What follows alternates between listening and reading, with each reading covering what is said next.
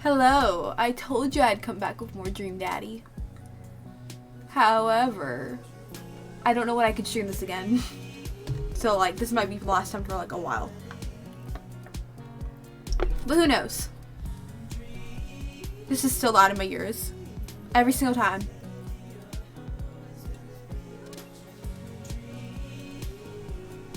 There we are. It is time to get into Dream Daddy. Hopefully it's saved. Man accepted. I don't really remember what happened last time now I think about it. Like, I know me and Amanda were like, Amanda was out late. And like we were upset, and then the next morning we're like, sorry, and then that's what happened. And like, we also went on a date with Matt, I believe. And that's where we are. While I'm doing my afternoon word jumbles, I hear the mail truck pull through the cul-de-sac. I wonder if we got any coupons today. The nice mail person slides a couple letters in a large yellow envelope through the slot. It takes a couple of tries for them to get in. Hey, my coupons. I take a closer look at the large yellow envelope. I lightly knock on Amanda's door. She probably has headphones on. Amanda? She yells through the door. What? I have something for you. I'm kind of busy right now. Can you come back later? Okay, just thought you'd want this big old envelope we got from HIA. I don't know what HIA is. Immediately, Amanda pushes her door open. Oh, cool room. Horn Institute for the Arts? Oh, I guess that's what it is. I mean, if you're busy, I can come back. Father, please. I hand her the envelope, which she tears open with her teeth. That's probably bad for your teeth. Is it really? She doesn't seem to hear me and spits out a piece of envelope. She pulls out a letter and folds it.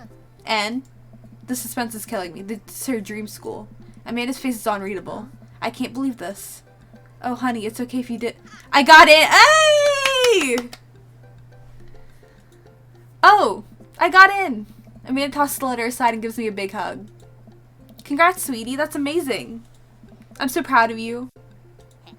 She pulls away and looks at the letter again. Oh my god, I really can't believe I got in. Well, of course you got in. You're a great student. You nailed that interview and your photography is incredible. Wait, Dad. I know this one's really expensive and it's so far away. I think for a moment. HIA was one of the more expensive schools that Amanda applied to, but I know she's had her heart set on it for the longest time. It'll be tough, but we're gonna make it work. Really? Of course. Amanda hugs me again. Thanks, Dad. Okay, sweetie, we're celebrating tonight. Dinner. Your choice. Wherever you want. Wherever? Amanda and I walk along the bayside, tearing into our foil-wrapped burritos from a nearby food truck. You could have chosen anywhere in Maple Bay. Cost was not a determining factor. Please, Dad, you know I'm a simple gal. Just give me a burrito overview. I can't say I'm mad. Amanda and I sit on a patch of grass and watch ships sail lazily through the bay. And the dorms are right near a bunch of cafes, and there's all these galleries nearby, and there's a discount if you bring your student ID, and Amanda, slow down. You're gonna choke on your burrito. I know, I'm just excited. Dad mentioned that students get their own studio space with their seniors, and we get all the professional photo editing software for free. It's nice to see Amanda so enthusiastic about HIA, but I wish she wouldn't do it between the bites of a burrito. I thought I taught her to chew with her mouth closed. I wonder who my roommate's gonna be. You take a survey online and they match you with someone of similar major and interest. I bet we're gonna be best friends. Craig and I were.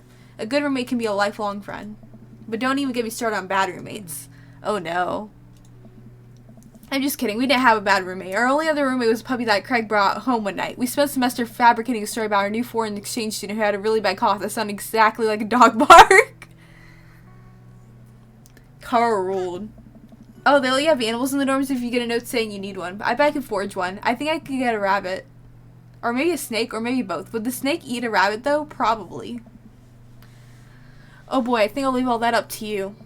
She's so excited, I don't want to disappoint her, but I need to be real for a second. So, you know I had that talk with Mr. Vega. He didn't tell you about the dumpster fire, did he? What? No. I don't want to put a damper on the good news, but I need you to knock it out of the park these last few months of school, okay? If you really want to go to Horns, we need to get that scholarship money. I know you can do it. Okay. I promise I'll try harder. I pat her on the back. Think you can handle a 14-hour drive to come home for the holidays? There's going to be some treacherous ice roads to cross. 14 hours? Jeez, that's a long way. Don't even get me started on the paranormal occurrences. Well, it'll be worth it if I get to see you. My eyes immediately well up with tears. Oh, Dad, don't cry. Sorry, I'm just very proud of you. Very, very proud of you. You're all grown up now, and you're such a good person. I hope you know how important you are to me. Dad, stop. You're going to make me cry, too. This is going to make me cry. It's too late, honey. It's happening. Dad, I can't get tears in my burrito. It's going to make it taste sad. I pull Amanda in for a hug and kiss her on the forehead. Love you, kiddo. Love you too, Pops. Welcome.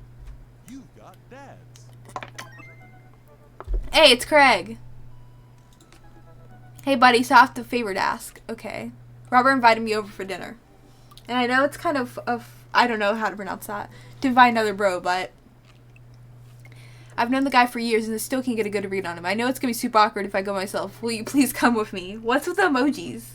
Like, what's with the egg emojis? Someone answer me. I love food. I especially love the food that's free. And I don't know why you're so sweaty over cooking, but sure. Yeah, dude, I'm down. Thank you. I really hope that's a sweat of relief. Eat that dinner.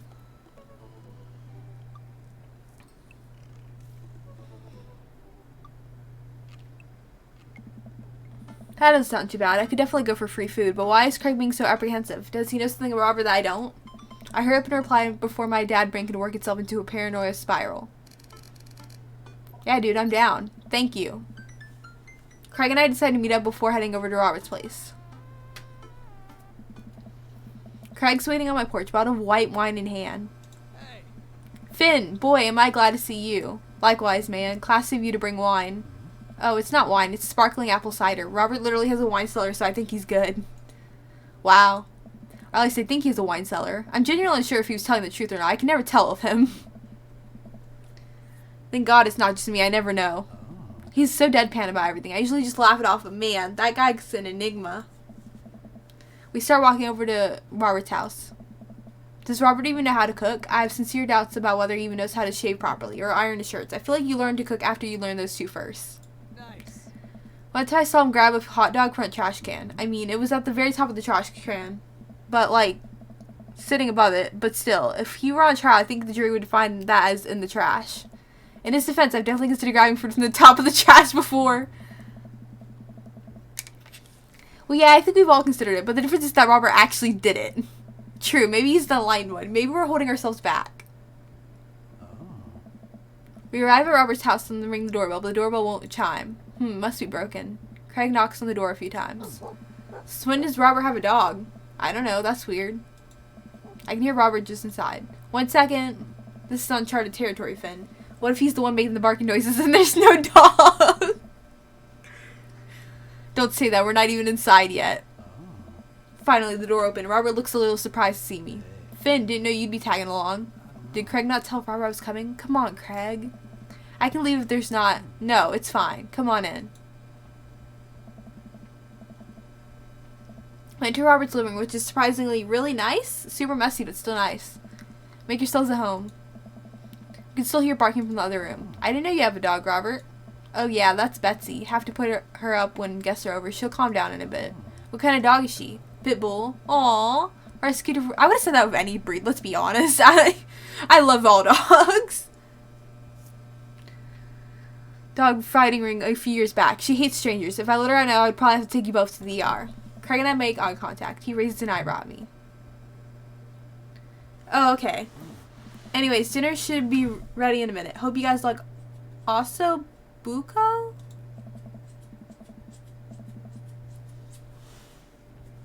Robert leaves the room, presumably to go to the kitchen. Craig leans in and whispers, was that dog fighting thing real or was he kidding? I feel like that might be real. I don't know. Yeah, that thing. I don't know. Did he make up that word? Until I have also Buco in front of me, we can only assume so. We sit in silence for a second, talking in Robert's living room. Are we about to get sawed? Nah, usually you'd wake up in this situation. We voluntarily walked into this one. Robert finally walks into the room carrying 3 paper plates of steaming food like a waiter. I don't have a dining table. Don't trust them, so we're eating here. Also, I don't have real people plates. Hope that's okay. Real people plates? These are real people plates! Robert sets plates in front of us on the coffee table. I still can't tell what it is. Looks like meat. Maybe lots of sauce. I can make out some vegetables. I think that might be rice, but it could also be pasta. I guess there's only one way to find out. I take a bite. Nice. Oh my god. I take another bite. The medley of flavors in this dish is amazing. The meat is so tender and the risotto, I think that's what it is so creamy. Robert, this is really incredible. You cooked this? I fished out of a dumpster behind a restaurant, or at least I think it was a restaurant. Can you believe people just throw this stuff away? I almost gagged. There's no way. Yeah, I was going to say he's kidding. There's no way. I'm kidding. I look over at Craig, who looks worried but still has his mouth full. He gives Robert a thumbs up. Glad you like it. Where did you learn how to cook like this? Worked at a restaurant in Spain for a hot second. Is he messing with us? I decided to play along. You lived in Spain? After I dropped out of college, I went backpacking through Europe, crashing on couches, sleeping in hostels, wherever, totally broke. Worked a couple of odd jobs wherever I could have scraped together some cash. One night I'm eating dinner at this little restaurant just outside of Madrid. I go to pay and realize I spent the last of my money on booze the night before. I'm in the middle of ditching when the manager catches me and puts me to work in the kitchen. Long story short, they ended up liking me so much they offered me a job. Why not, right? Started living with some distant relatives on my mom's side. Over the course of 2 years, I worked my way up from busboy to sous chef, learned a lot. There's no way all that's fake. There's no way. That was too detailed. Craig and I wait for the punchline. What night watchman did he swindle to get back to the States? Who did he con in a game of poker in the back room of a speakeasy for safe passage in the crew quarters of a cargo ship? Anyway, I still love to cook. I don't know what's real anymore, but this food's so good I kinda don't care. That's amazing. It really is. To be totally honest, I wasn't exactly expecting gourmet cooking here. Especially not served on paper plates. I don't care about presentation. If the food is good, it should speak for itself. This osso buco is screaming for itself. And paper plates are just as good as regular plates if you double them up. Hey, is it bad fast for seconds? Help yourself, but save room for dessert. I made lemon berry sovereign? Well, aren't you just full of... Craig looks over at me. Hey. Surprises. Robert winks. Why is he winking? You bet I am. You can come over for dinner anytime. Oh, you bet I will. Craig. Nice. Oh. Oh, are they flirting? Whoops. My bad. I'm gonna get seconds. Me too. After consuming way more ossobuco than my body could handle and then really ensuring a later food coma with a generous serving of whatever Savarin was, Craig and I decided to head out. Thanks for coming. I'm making an attempt to be more social. Well, we're always happy to stop by if you want company. Especially if there's ossobuco involved. Oh, is that it? Welcome. You've got dads. Do I have more mail? Or can I just... Okay, I can talk to anybody. I kind of want to talk to Robert. He was really cool.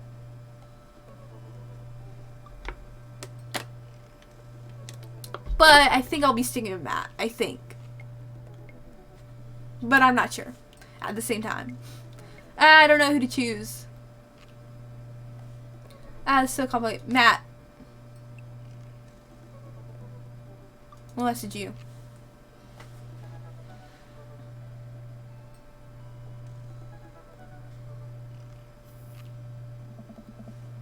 It's a message to this guy. Why don't I just walk over and grab some coffee? I'm feeling really sluggish today anyway. Amanda sticks her head out of her room. Father, want to go to the coffee spoon? Oh, so you get called cool once a night. You're the cool dad who hangs out at coffee shops and listens to neo jazz and stuff. Amanda, are you gonna bring your laptop and your leather-bound journal so you can work on your poetry anthology? Look, honey, do you want me to buy you a coffee or not? Let me grab my laptop and my leather-bound journal. Amanda and I walk over make the short walk over to the coffee spoon. This place is quiet today. Just a few people hanging out and reading books in the cozy little nooks. I walk up to the counter and see a familiar pierced face. Hey, you were the dude I yelled at a bunch the other night. Amanda casts a sideways glance at me. He tried to sell me shirts. And who might you be, miss? This is my daughter, Amanda, the person I am father to and very protective of. An honor to make your acquaintance. My name is Pablo. Did I mention that I make witch house music? I wouldn't call witch house music, but okay. A piercing blow to my ego, though not one that will dissuade me from my need to impress you. My innate dad senses tingle. I am overwhelmed by a fatherly protective energy. I must do something to protect my child. Oh no. Change the subject. Anyways, Pablo, I didn't know you worked here. Yeah, man. Today's my first day. Matt's still training me. Finn. Matt comes out from washing the dishes in the background to me, Amanda and I. He and I high five, as fellow cool people do. I was gonna say something and I forgot. I was gonna say something. And I forgot. I see you've met my newest employee. At your service, although I'm only here until some vacant veil. I think that's what it is. It took me a moment to realize it because of the triangles, but... Starts their world tour. When's that? Well, we have to put out a record first. Alright, Pablo, now what do we do with customers again? Right, yes. Pablo clears his throat. Hello, good folk of Maple Bay. Can I interest you in a tasty caffeinated beverage? A smashing pumpkin latte would be... Please. Why was I gonna say would be nice? Like, as if I'm the one ordering the coffee. A classic, and you? We're gonna go with this one. A decaf for cutie, please. Don't want too much caffeine. Decaf sounds like you're settling. I have a very early bedtime that I just can't miss. Oh, The Sound of Settling is the Death Cab for Cutie song, which was the pun off of. So when I says, awkward. No, why did we mess this up? I'm gonna stop talking now. Coming right up. Pablo gets to work making our drinks while Matt observes him. He'll get the hang of it. For as goofy of a dude as he is, the kid works hard. Hey man, that concert was a lot of fun. We should hang out again. Hell yes. I'm actually going to be done trading Pablo in a couple hours and was going to go record shopping. Want to come along? Absolutely. Pablo brings us our drinks and Amanda buries herself in her laptop. I spend my time sipping my drink and cracking jokes with Matt. Last time we hung out, he told me that he had trouble hanging out with other people. For some reason, he and I could talk and joke like old buds. It's weird. I feel really comfortable around him.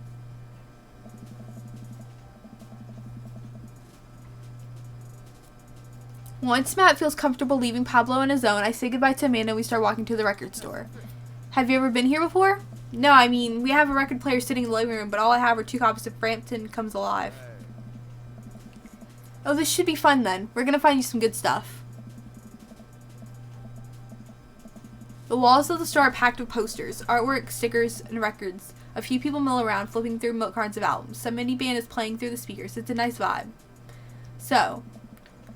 why do people still buy records? Isn't it kind of outdated at this point? There's a lot of people who will try to tell you that vinyl sounds warmer or more true to the artist's intent, but I think it's just nice to collect records. I would collect records if I could, honestly.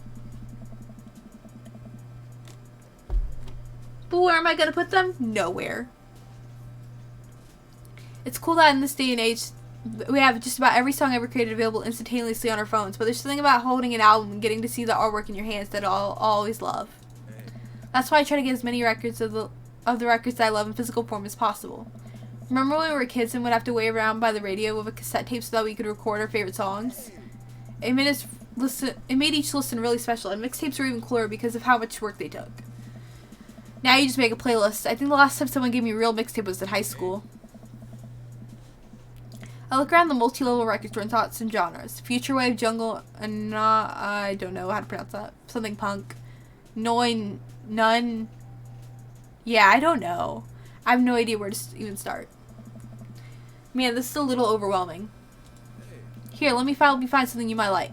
If you were a milkshake, what flavor would you be? Purple. If you could buy one type of candle set for the rest of your life, what would it be?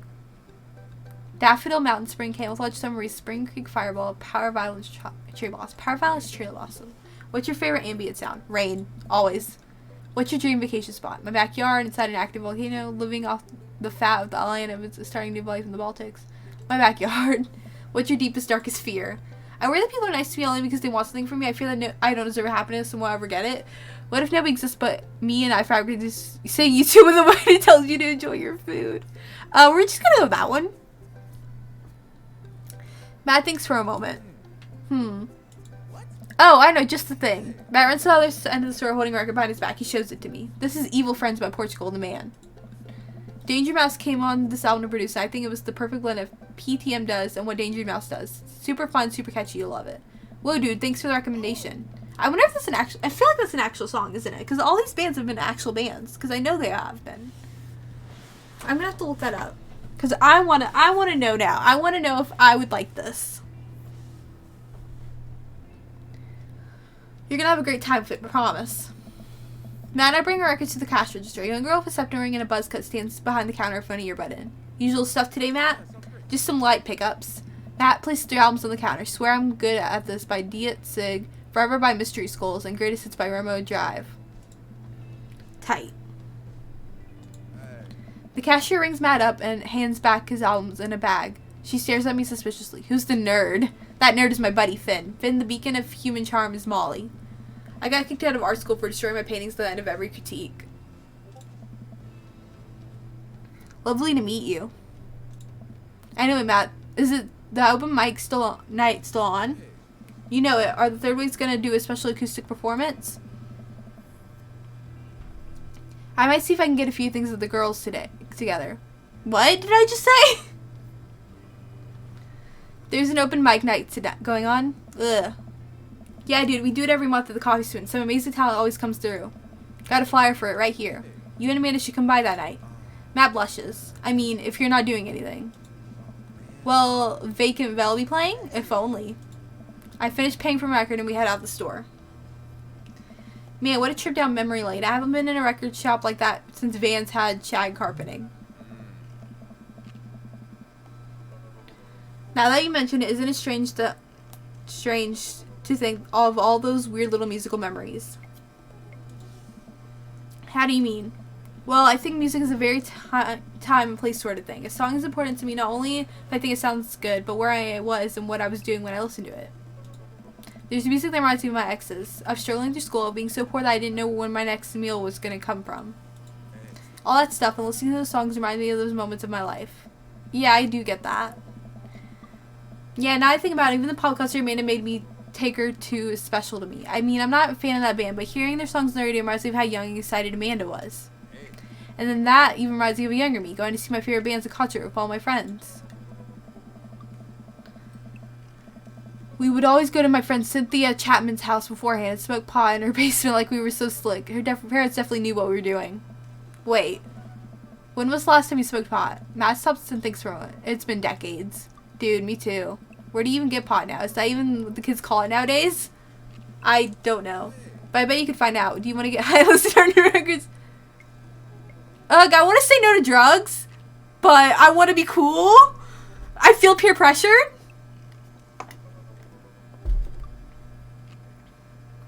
I also don't know if I'm allowed to do that on stream. So we're gonna say no to drugs. Nah, man, I think I'm good. It's a little juvenile, I guess. Let's just go back to my place and listen to them. Matt and I walk back to the cul-de-sac and head to the house. I hope he isn't bummed about the no weed thing. We sit and listen to the Diet Sig album that Matt bought, which is catchy as hell. I look around the room again and see photos of Carmencita growing up. I spot a young woman with a huge smile on one of the pictures of the two. Who's that? Oh, that's Rosa. She was Carmencita's mother. She died when Carmencita was young. I'm sorry to hear that. Amanda lost Alex at a young age, too. I can understand how hard that must have been.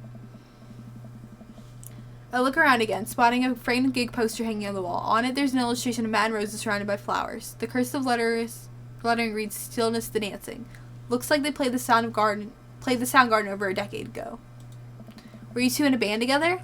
Yeah. That was the reason I was touring so much when I was younger. We traveled the whole country in a rinky-dink little van.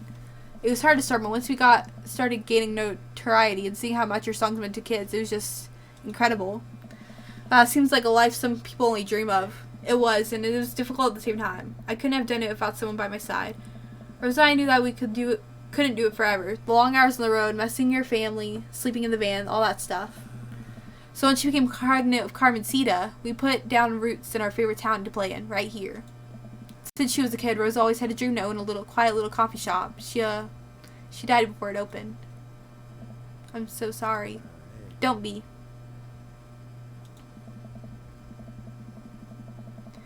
I'm not really sure what to say. I couldn't possibly count the number of times I've told people the same thing after Alex died. Matt goes up to flip the record. Next to the turntable, I notice a dusty piano. Do you play? I'm out of practice. I used to jam on the keys back in my day. Oh yeah? I fronted the hottest 7-piece ska band at the Eagle Rock Bay High School had to offer. No way, you got a ska phase? Phase, ska never dies. Except for Ska Manifesto, who broke up after the senior talent show to pursue solo careers. Dude, that's so rad.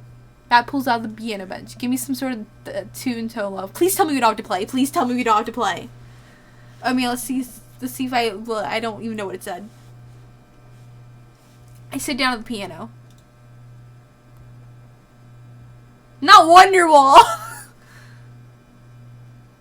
We're gonna stick to our ska roots. Hey, I think I'm playing ska. Wait, that was just Smoke on the Water. Matt, I've forgotten how to play. The Deep Purple is always appreciated, none the less. Alright, buddy, can you top that? I shouldn't. Oh, come on. No, it's been a long time. Matt, you just had their bunchered version of Deep Purple Smoke on the mountain. Why did I say on the mountain? On the water. Oh, because Smoky Mountains, maybe? I don't know. How much worse can it be? Matt stares at the piano for a second. Okay. Okay. Matt closes his eyes and runs his fingers over the key. He breathes in deep and starts playing a melody. If I didn't know they had played piano in a long time, I would never have guessed. Matt plays a soft, sweet tune filled with emotion. I've never heard this before. Is this one of his original works? This is so cool. Matt finishes the song and finally opened his eyes. How was that? That was amazing. Oh, it's nothing. Come on, man. That was killer. Are you going to pull that out for open mic night? Oh, no. I never play at those. Well, why not? You're really good. It's just, I just don't do it anymore. I just don't like being up there and alone and having so many people stare at me. It doesn't feel fun anymore. I can sense that Matt's getting uncomfortable at the thought of it. I won't push him any further. Alright, man, but I hope you know how beautiful music is. I love this bonding. Thanks. Hey. Matt and I sit and listen to more records until it gets late and I decide that I need to go to bed. Matt walks me to my door. Night, dude. I smile. Night. I walk inside and the house is dark, save for the sliver of light coming from beneath Amanda's door. I knock lightly on the door and enter Amanda's room. She's sitting at her desk with her camera editing photos. Hey, Amanda. Amanda swirls around in her chair to face me and slumps down. So, what's up? Dad, I'm hungry. I thought she said I'm not hungry. I meant I'm hungry. Wait, no. Hi, hungry? No, I'm Dad. Amanda collapses on the floor. I promised myself I'd never let it come to this. Sorry, kiddo, you set it up. I spike it down. You're a monster. Wait, want some spaghetti? Yes, please. Amanda and I boil pasta and heat up sauce in a pan. While I boil pasta and heat up sauce while Amanda watches. Despite my best efforts, I'm not able to set it on fire. How was your record collecting? It was great. Did you know that Matt used to play in a band? No way. Was he good? I don't know if the band was good, but he played some piano for tonight and it was amazing. He played piano for you? Dude. Yeah, I brought it up that you should play the open mic night that's happening in the coffee shop, but he got kind of weird about it. Hey, I saw a flyer for that. We should go. It's not too late to start a father/daughter punk band and play a couple tunes there. Yeah, let me break out my glockenspiel. I think I only know hot cross buttons, but we can work off the chord progression.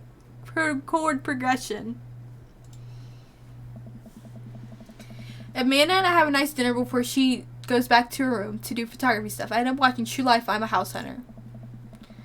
They're staging an intervention of the house hunter who's crying uncontrollably over the color of the walls. They know they can paint the walls of their house any color they want, right? Matt's song is stuck in my head all night. Aww, that's cute. Date complete. Did we do okay? Did we do okay? Please tell me we did okay. Not another B. I keep getting B. I don't think it's gonna work out between me and Matt if I keep getting B's. Well, it's been a long day. I'm just about ready to pack it in. After a few bites of ice cream from the freezer, I turn off all the lights and walk down the hall to my room. I wonder if Amanda's still awake. That kid needs some sleep. As I pass her room, I can hear a faint sound, but I can't quite make out what it is. I get a little closer. Is she crying? I knock gently on the door. Hey, Amanda? Crying immediately stops. Not right now. Her voice sounds strange. She sniffles. I need to make sure she's okay. I open the door. Oh no, Amanda! In the dark, I can see Amanda's outline in the middle of her bed, knees hugged up against her body. Is everything okay? I don't want to talk about it. Did something happen? No, nothing happened. Go away. Something must have happened. Amanda, get out. Okay, okay. I quickly leave her room and shut the door behind me. Once the door closes, I can hear her crying again. Wow. What has her so upset? She seemed fine earlier. She's usually so open with me. Did I do something wrong? Is she mad at me? I guess if she wasn't before, she definitely is now. I can't even remember the last time she snapped at me like that. I don't think she'll be mad at that. I think she'll understand that what we were trying to do. I mean, we were definitely pushy, but I feel like this was kind of serious. I mean, she was curled up in a ball crying. I have a hard time falling asleep, but when I finally do, I'm still thinking about Amanda. After a long night of very little sleep, I roll out of bed and make myself a pot of coffee. Amanda should be up for school soon. Maybe she'll be willing to talk about whatever is bothering her. About 10 minutes before she's supposed to leave, Amanda comes out of her room and makes a beeline for the freezer. Morning, Amanda. Morning. She drops her frozen waffle into the toaster and slams the freezer door. She won't look at me. Yikes. Oh, did we really make her that upset? So anything big going on at school today? No. Okay. Do you need a ride to school? No. Want some coffee? Amanda pulls the toaster lever up and takes her still freezer burned waffle out before it's finished cooking. I have to go. And Amanda picks up her bag and storms out. Oh. Ouch. Okay. I haven't seen her act like this in a long time. It's usually short-lived, but it always hurts. Hopefully this blows over and things are going back to normal soon.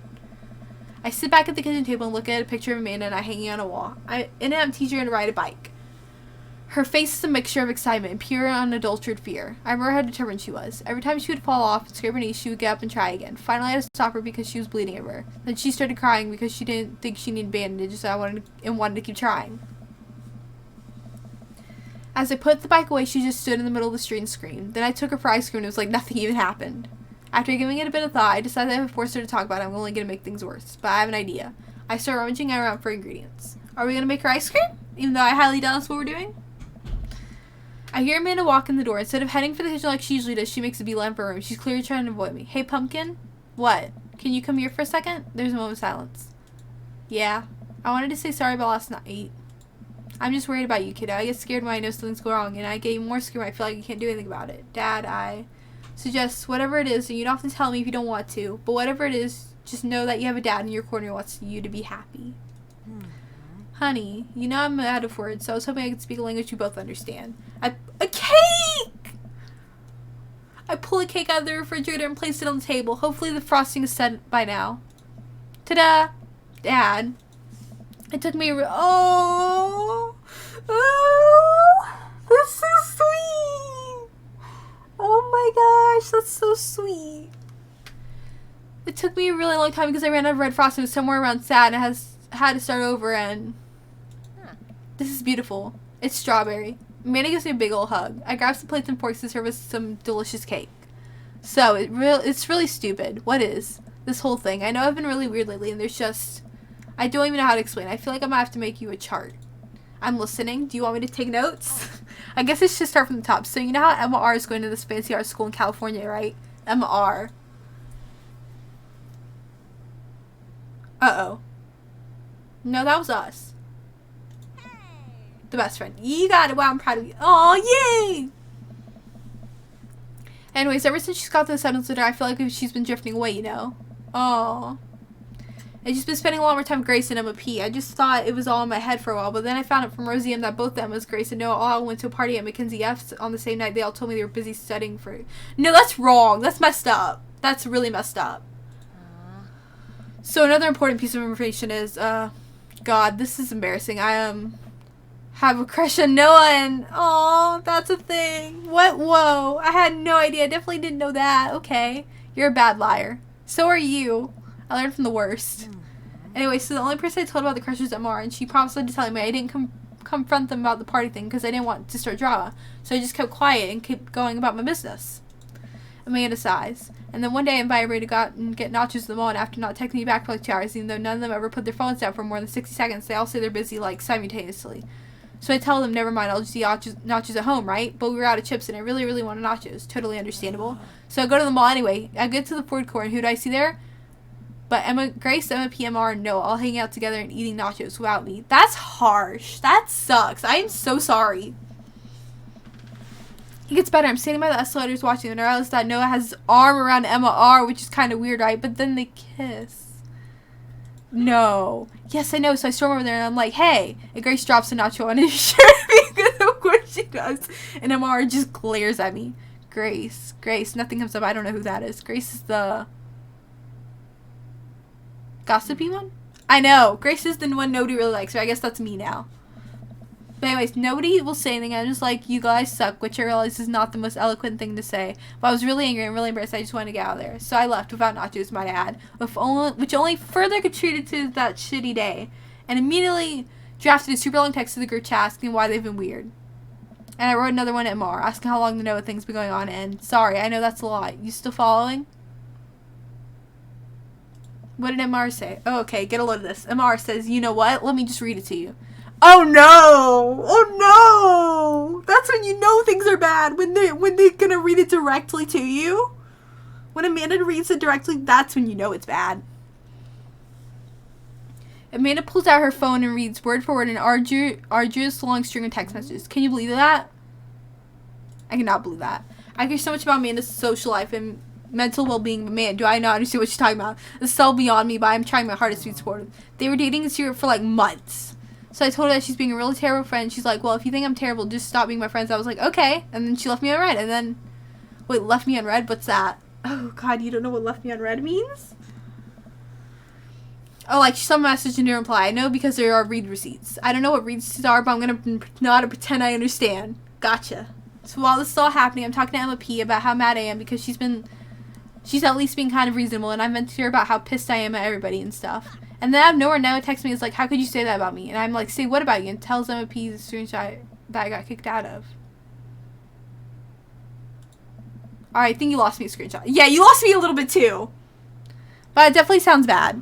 There's so much more, but honestly, of all of this, it's just really stupid teenager stuff. The bottom line is that everyone dropped me, half my grade hates me, and now I have no friends. Yeah, that sucks. Amanda, I'm so sorry. I almost expected it from everybody else, but Amar, she's been there since Dad died. I can't let you just stab me in the back like that.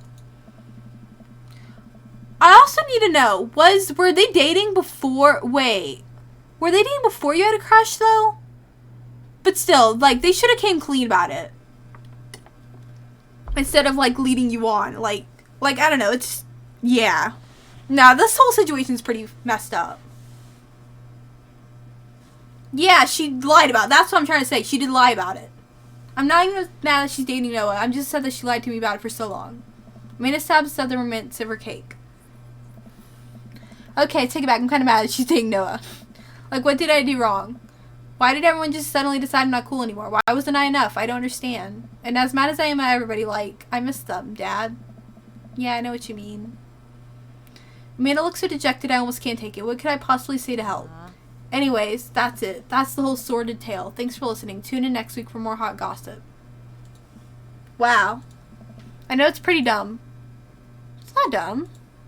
No, it's a stupid thing to be upset over. Amanda, your feelings are real. Don't ever be mad at yourself for having feelings. I guess. Unless you've secretly been a robot who's been approximating human feelings this whole time? Dad, if I was a robot, I would have transformed into a monster truck a long, long time ago. But seriously, you know, you probably don't want advice, but I feel like it's my duty as a dad to bestow upon you a few nuggets of fatherly wisdom. But friends don't do that. When you get older, you start realizing the sort of people you want to associate yourself with. Do you really want to surround yourself with people who would do something like that to their friend? It takes a lot of work to find and maintain meaningful friendships. It took me a long time to figure that out myself, and I wish I had learned it sooner. If the other person isn't putting the effort in to show you how much they care, it's not worth it. You're not beholden to being the friend. Ultimately, I think this is way more about the character than it is about yours, because you're amazing, and if they can't see that, well, that's their problem. Yes, get him me, or Dad, or who, I don't know. I'll keep that in mind. I look down at the table. Did we just eat this whole cake? Yes, we did just eat that whole cake. Well, good talk. Amanda gets up to go to her room. Before she closes the door, she turns around. Hey, Pops? Yes? Thank you. You're always welcome. Love you, Amanda. Love you too, Dad. Aww. Welcome. You got I'm gonna leave it there. Oh, wait, hold on. No, I'm gonna leave it there. I'm gonna leave it there. So I've got stuff to do. Well, I don't actually, but I mean, I kind of have stuff to do. But yeah, I will be seeing you around. Have a good day, night, evening, morning, afternoon, noon. You know.